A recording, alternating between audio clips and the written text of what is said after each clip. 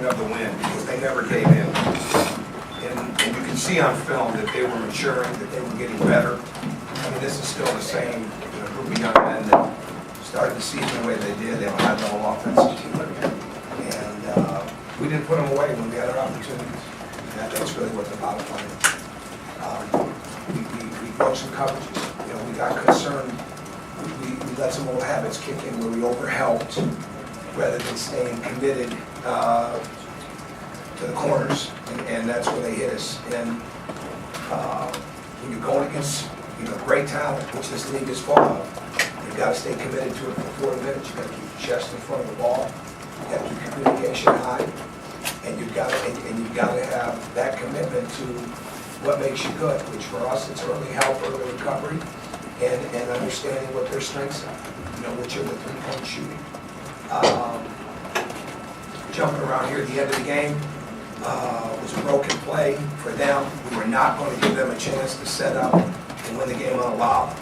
And they were out of timeouts. We had two. I wouldn't change that for a second.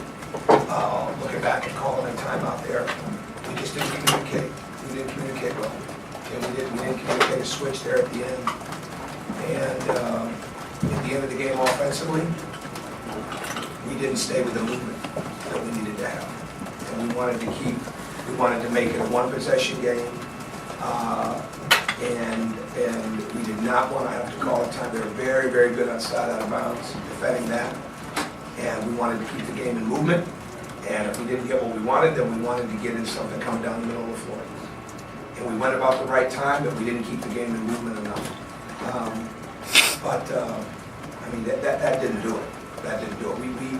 When they made some threes and they got momentum because we didn't stay where we needed to defensively, that's what hurt us. But I'm proud of our guys. I'm never going to come in and sit here and roll anybody under the bus. We can get better from this. The whole program can get better from it. We played in a tough environment. Like I said at the very beginning, congratulations to them. They earned it. The crowd was awesome. We'll watch the film and see what we liked, what we didn't like, and turn around and get ourselves ready to go again quickly. Tom, in the last 5 weeks, the number one team has lost almost immediately after getting number one. Why do you think it's so difficult to maintain number one status? That's a hard question. I'm not sure. I just know that these games are 40-minute games. I mean, we played at a high level for most of the game. But the bottom line, the number, I can't speak for the other teams, Bob, but I know this. When we turn the ball over, we're not very good. And the biggest difference in this game tonight was 28 points off turnovers, our 60. I mean, that's, last 2 times we've been on the road, we've committed 6 turnovers at Northwestern and 8 turnovers against Purdue. And the turnovers we're making, there's no defense. So I can't speak for the other teams. Our guys were ready. They were prepared. They respect Illinois. There's no doubt about that. There was no overlooking any of that. We just didn't. We turned the ball over and we didn't stay committed to what we had to do at the end of the game. You're up 10 with 5 minutes to go, and obviously DJ Richardson hit some big shots. Is that a defensive breakdown? Yeah, I said that. We came out of the corners. Okay, I mean, there's no question. We overhelped, and you can't do that. That's what it came down to. The out of bounds play that he hit a play on, that should have been a switch. And your team is. This is why this team has got to continue to mature, and I think they will.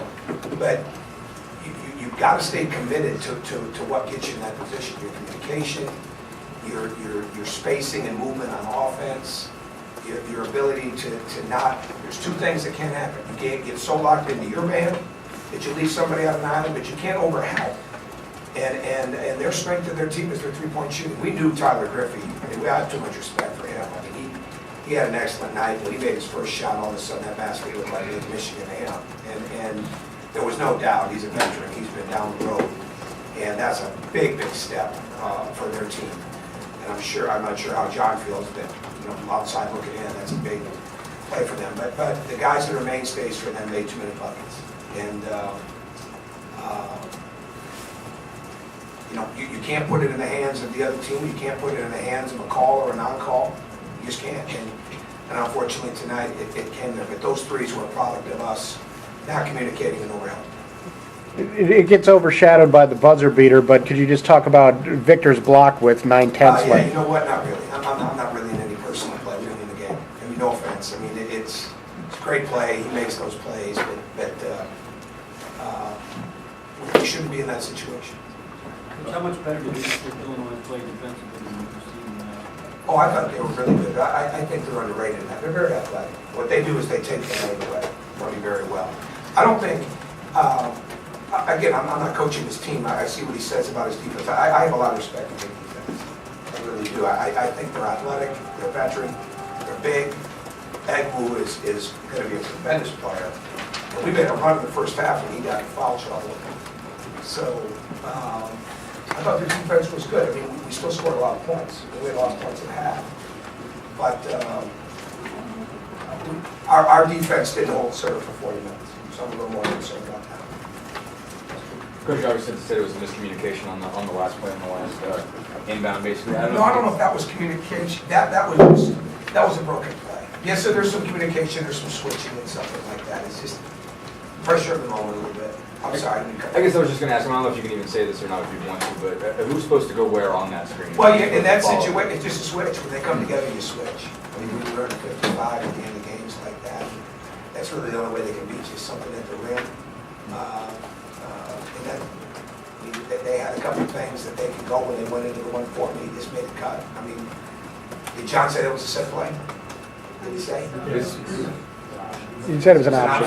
Yeah, to me, it looked broken. I mean, he knows his offense. We hadn't seen that. That was just, we just didn't, he made a great read. He made a great read. And we take a lot of pride in our pressure on the ball. And then when I went back and looked at it, the pressure on the ball was great. Neither of the Coach, what's got to be emphasized moving forward now after this, considering how daunting the schedule is? Well, the schedule's daunting for everybody. So, I mean, it's what it's been all week, improvement. And we can get a lot better. And we spent a lot of time looking at the Michigan game. We win the game, but we could have played a lot better. I mean, I'm always going to, my lens is improvement. That's the lens I look at it. And I have to hope that we can get a group of guys on the team, the whole team that will look through the same lens. And that's what the trick is. And the teams that do that the best are the teams that are successful. You have to keep improving. You have to keep having the togetherness. You've got to play through mistakes. And when you get a chance to put somebody away, you got to put them away.